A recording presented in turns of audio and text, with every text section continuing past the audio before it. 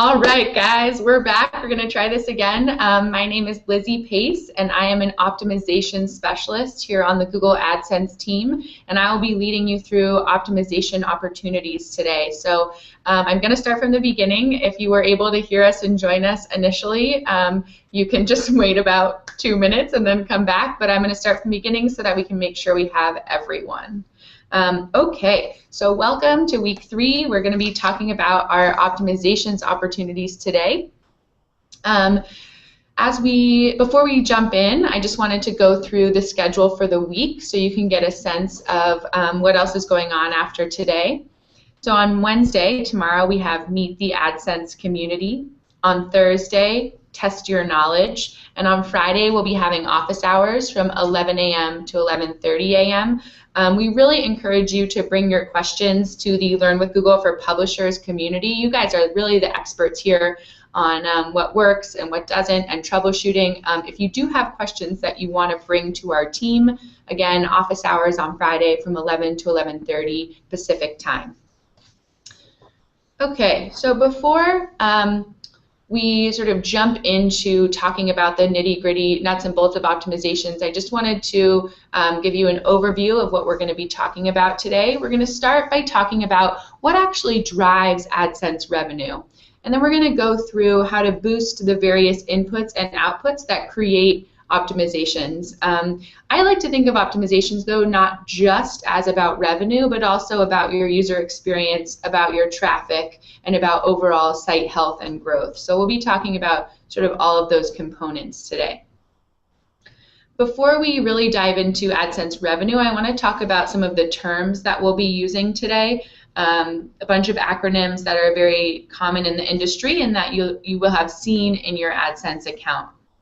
So the first one is RPM, which stands for revenue per thousand, or revenue for every 1,000 impressions. So this is an eCPM, an aggregate CPM. For instance, if you saw that you made $30 across 20,000 impressions, you would divide 30 by 20,000 and then multiply by 1,000, and that would give you the average CPM for those 20,000 impressions, and we call that the RPM.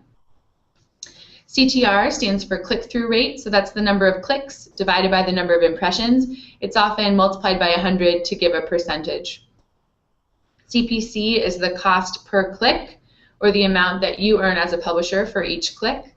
And the volume of impressions is the number of individual ads displayed. So this is different than page views because it takes into account the number of ads you have on the page, how the user is navigating, if they're actually seeing an ad. That's what counts as an impression. Okay, so now that we have that out of the way, we can talk about some of actually what drives the AdSense revenue. So there are two main components that equal revenue, and I think it's easy to get caught up in either impressions or clicks, but we want to make sure that we're thinking holistically about both of these inputs.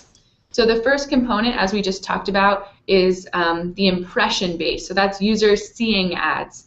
To calculate your revenue there, you do the number of impressions. So let's say I have a blog and I'm getting about 25,000 impressions per day. I would want to divide that by 1,000, which would give me 25, and multiply it by the average CPM that I'm getting across those impressions. And that's $2. So I would get $50 from my impression-based revenue. So again, thinking about users seeing ads. Then there's also the other component that advertisers are interested in, which is users clicking on ads. So rather than a 1,000-based metric here, we have just a single click metric. So let's say I'm getting 1,000 clicks on the ads on my blog, and I'm getting about 5 cents per click, then that also equals $50 in revenue.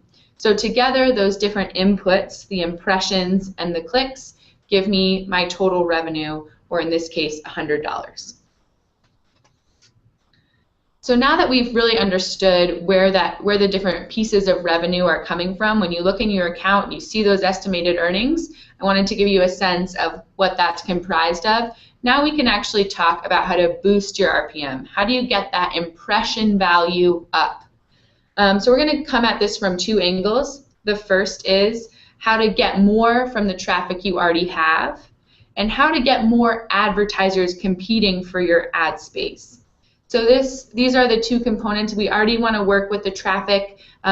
This is not about, this session is not about thinking how to drive more traffic to your site. So assuming we have this set body of traffic, how do you get more from them? And then how do you really bring the sort of attention to your site that advertisers are looking for when they're looking to spend their money?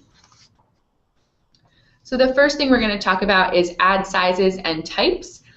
So you might think that, once you have your ad places set up on your site, that it's really just best to pick the ad that fits the pixel space the best. And we do have so many sizes that we offer in our AdSense interface, but there are actually sizes that perform a lot better than others because there are standards in the advertising industry for the creatives they make for display. So our main standard sizes, the three that you'll hear talked about the most, are the 300 by 250 and the 160 by 600 and the 728 by 90. There are two others that I wanted to spotlight, actually three. There are two new standard sizes, so they've been sizes all along, but they're new to the standard size classification, and that's the 300 by 600, which is a super skyscraper, and a 970 by 90, which is a super leaderboard. So these are, taking advantage of folks with bigger and bigger screens, and they are now standard ad sizes, so definitely worth trying. There's also the 336 by 280, which is a even larger box ad, and as of about a month ago, the 336 by 280 now fills with either a 336 by 280 or a 300 by 250, depending on which one is higher paying. So an option to consider if you're looking for a quick optimization there. The next ad sizes and types option is to opt in to both text and image ads. So I talk to publishers about this a lot because you're thinking about your users, you're thinking about your site design, and let's say you have a beautiful image-heavy site. You're like, oh, well, image ads just fit better with my site, or text ads just fit better with my site. The benefit to opting into both is that you really increase the auction pressure. AdSense is a second price auction. So what that means is that the highest bidder pays the price of the second highest bidder when bidding on your particular ad space. So if you had an image ad advertiser that bid $2 CPM on your particular real estate, and the next highest image ad bid $1, if you're image only, you'll get $1 CPM for that placement. However, if you're opted into text and image, and the text second highest bidder bid $1.99, you still get that $2 image ad, but you get $1.99 for it. So that's why opting into both text and image is a way to increase revenue. You will see both text and image ads, but for the most part, it will you'll sort of continue to have optimized ads based on your content and user. So this is an example of our leaderboard, the 728 by 90, and we'll talk more about placement going forward. The second part of how to boost your RPM is thinking about where on the page you're placing these different ads that we talked about just now. I think one of the main components here is depending on your vertical, depending on your users, there's no one fix for every site that works best. So my advice to publishers is always to run tests. Always experiment with different placements and different sizes so that you can really get a sense of what works for your users.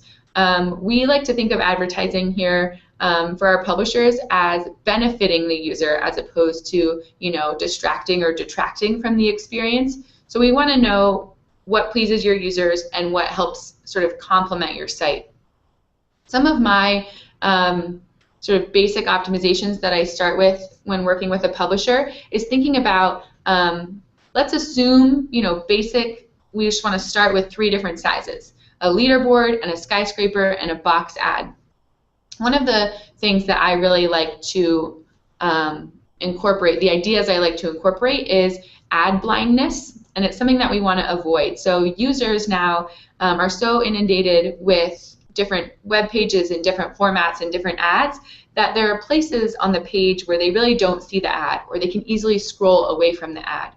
So if you are using a leaderboard, the 728 by 90 at the top of the page, think about moving it down below the navigation bar or down below the piece of content. As long as you don't have anything covering the ad, we want to make sure that the ads are really integrated with the content in a way that makes it clear they're still ads, but really brings the user's eye and their click to that real estate. So we'll talk even more about that later. But there is the option when you are placing ads to create custom channels in your AdSense account. So there's more information about how to actually do this in the AdSense Help Center. But when you create a custom channel, so let's say you have a section of your site that's all sports inventory, you can group those ad units into a sports custom channel, and you can make it available to advertisers by opting into placement targeting. So in other words, if advertisers target your site and they only want the sports part of your inventory, they can use that custom channel to bid on that particular slice of real estate. Another really basic optimization is to place your most valuable ad first in your HTML code. So if you know that your skyscraper is your highest performing ad, put that set of code first in your HTML, and it will boost the auction attention on that ad unit. Okay, the other thing that we want to think about is to be careful when blocking. So again, this is one of those push and pull items around we want your users to have the best experience possible in terms of how you see fit. But we also need to know that the more categories and advertisers you block, the less competition there is for your ad space. So that's just purely input and output. So again, just think carefully when you're blocking those options. And you know, if you really don't need to block a whole vertical, maybe you can block individual advertisers instead, and sort of keep the auction open to as many buyers as possible. Okay, so now that we've talked about what drives AdSense revenue and how to boost your RPM, we're going to think about the other component to what drives your revenue, and that's your click-through rate. So I started touching on some of this a little bit when thinking about where to place the different ads, and so we're going to go back to that sort of topic and think about where is the click attention of the user. And this applies to impressions as well. So one of the things we think about a lot in ad placement is balancing above the fold and below the fold, balancing content with ads, and making sure that we keep our ads near the navigation but not where the drop downs could cover the ads. You can see it's a definite balance here. So when we talk about above the fold, for those of you that might be new to hosting a site, we're talking about on a standard screen what appears before you scroll. So we call that, and it comes from obviously newspaper era, when you have above the fold or below the fold. So ads above the fold will generally do better because they tend to get more impressions. They also tend to be places of higher user activity. That said, I would not recommend putting all 3 of your AdSense ads above the fold. I would recommend 1 or 2 above the fold and 1 or 2 below the fold. We want to focus also on breaking up large sections of text. So a user, just like when you're reading a book and there's a picture, it's used to break up the reading, give your brain a break, give it something else to focus on if that's what the user is interested in. We also have some great recommended site layouts on the AdSense Help Center based on vertical. So if you're an e-commerce site or if you're an article site, there are a bunch of different sort of suggestions on how you can place your ads based on experience in your vertical. Again, I just want to emphasize that you know, we do really like to see that 728 by 90 below the navigation bar, or you know, a 160 by 600 below your left side navigation, but we really need to make sure that drop downs do not cover the ad. That encourages accidental clicks and is not a good experience for our advertisers or our users. So just as you're placing, make sure to keep that in mind. Okay, and continuing to think about how to increase your CTR, we want to think about different ways that you can use color. We can use it by matching or contrasting or blending. And so there's different ways to make your ad content pop off the page. And so you can see here some different examples, and you have the power in your AdSense account to control how these different colors match your content or contrast your content or blend with your content. So again, here are 3 visual examples of what that might look like. It'll obviously differ, but they all are ways to draw the user to the ad. We just want to make sure, again, that you're not making your content look like ads. We want the ads to stand out, but they can stand out in each of these different ways. There's, again, much more information about how exactly these 3 different techniques can work to boost your ad click-throughs. Okay, next we're going to think about ad targeting. So this is, how we think about bringing advertisers' attention to your real estate. How do we get your real estate in the eyes of advertisers? So one of the sort of key components that's begun to develop around targeting is that users are more likely to engage with targeted ads. So in other words, we are really focusing on contextual targeting. So for instance, ads that are targeted to fit the content of your page, or ads that are remarketed, so that are targeted to other places the user has been based on their cookies. In order to really focus on the first one, contextual targeting, since that's what you can control, that's the amount that the ad can match your content, whether it's the text content or the title content or what have you. We need to make sure that the AdSense crawler can review your site. So in the access and authorization component of your AdSense account, you can go and view crawler errors. If you do have crawler errors, there's, again, an article about this in the Help Center, but we want to make sure that the robots.txt file can access all of your pages. So again, there's much more information about how to embed in your code the access to our crawler, and we want to make sure that that's happening so that your ads are as targeted as possible. Advertisers will definitely be more attracted to that option. And just before we go on to maximizing your coverage, I get a lot of questions about ad targeting. Our crawlers cannot read images.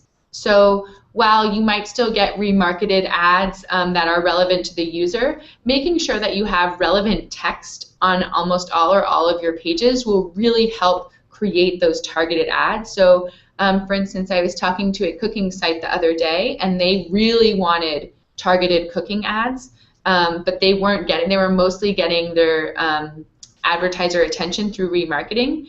And so I was able to tell them 2 things. One is that advertiser spend is really trending towards remarketing. It is where they are feeling like they're really getting users to engage. So that sort of floodgates are open there, and so I think just like embracing the user experience component of that, and that really is what the user often prefers. The other thing that I told them was finding a way to incorporate more relevant text onto each of their pages. They had these beautiful images, and I really loved that they were focusing on that. But in order to really do what they wanted, which was super targeted cooking and food ads, they really needed to boost their text. Okay, going on to maximizing your coverage. So in AdSense, as you likely already know, we allow up to 3 ads, that's display ads, text and image, per page. We also allow 3 additional link units per page. Link units are not as optimal as display units because they require 2 clicks for the user to get to a destination and for you to get paid. You click on the link, it goes to a search results page, and then you have to click again. So certainly worth having, especially on some text-heavy sites where the user's attention might easily go to these link units. We want to focus on placing these 3 ads as optimally, the 3 display ads as optimally as possible. So there are a couple of different ways that I like to think about maximizing your coverage.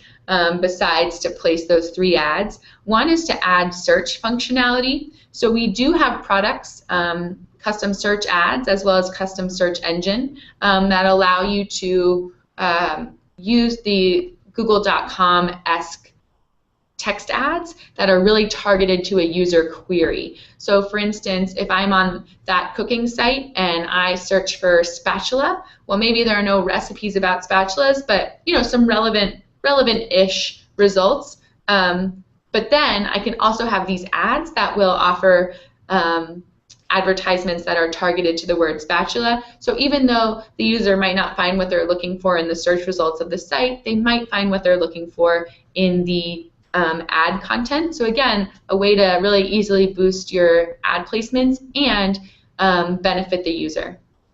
You can, like traditional text ads, you can customize the look and feel of the results here to match your site. Again, more info about how to implement this on the AdSense Help Center. Okay, and last but not least, we're going to talk about getting more traffic to your site. So I mentioned that that wasn't really the focus of optimization, but I get a lot of questions about it, especially regarding SEO, really increasing sort of site health by getting more traffic.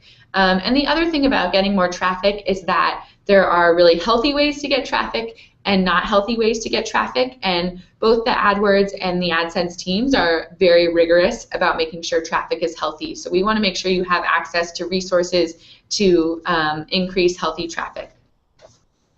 So some of those sort of top tips there is to create high quality, original, and fresh content. So that might seem sort of obvious, but really paying attention to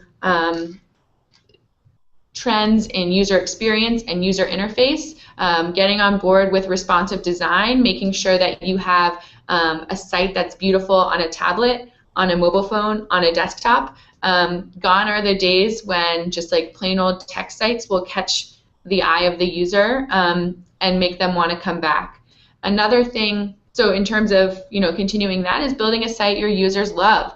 Get some feedback from your users. Find ways to really look for what they're looking for in your site, whether that's through some sort of comment submission or what have you. Get some feedback from your users on how the site should look and feel. We do have some advice and tips in terms of search results ranking at google.com/webmasters. It does remain a pretty black box for both me and you in terms of exactly what it is you can do to improve your search ranking, and that's just to protect the health of search. But there are some tips on google.com/webmasters. Again, opt into AdSense account messaging. So we do send out some great messaging on the latest developments in bringing traffic to your site and improving your site health. And don't forget, this is a big one, social media. So thinking about Google Plus and other social options. So they have so many ways to incorporate the other social networks into your site and really allow your users to share what they love about your content. Okay, guys, well, thank you so much for sticking with us. The rest of the week, again, we have Meet the AdSense Community tomorrow, Test Your Knowledge on Thursday, and Office Hours on Friday. Next week, we have the Make Better Decisions with Google Analytics, which is one of my very favorite products, besides AdSense, of course. And I just really appreciate you all sticking with us, and we would love to see you for our other sessions. Thanks so much, guys.